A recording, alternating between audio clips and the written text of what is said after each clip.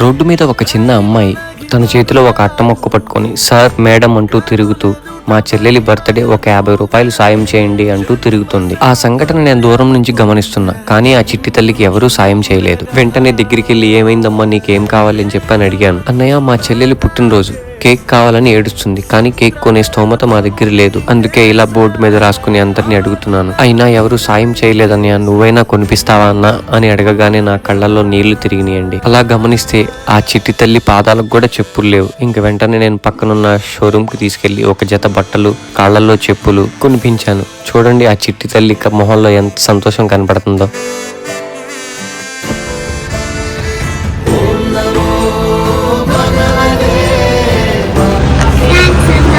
ఆ ఒక్క మాట చాలండి, కొన్ని లక్షల రూపాయల కంటే విలువైనది. జీవితంలో పెద్ద సహాయం చేయలేకపోయినా మన వల్ల అయినంత సహాయం ఎవరి జీవితంలోనైనా పెద్ద ఆనందాన్ని తీసుకురాగలదు. మీరు కూడా ఫ్రెండ్స్, అవకాశం దొరికినప్పుడల్లా ఒక మంచి పని చేయండి. ఎందుకంటే మనం పంచేది డబ్బు కాదు, ఆనందం. కేక్ తీసుకుని ఇంటికి సంతోషంగా వెళ్ళి కట్ చేపిస్తానన్నా అని అన్న మాట, ఆ చెల్లెల కోసం పడిన అక్క ప్రేమ చూశారు ఎంతలా ఉందో.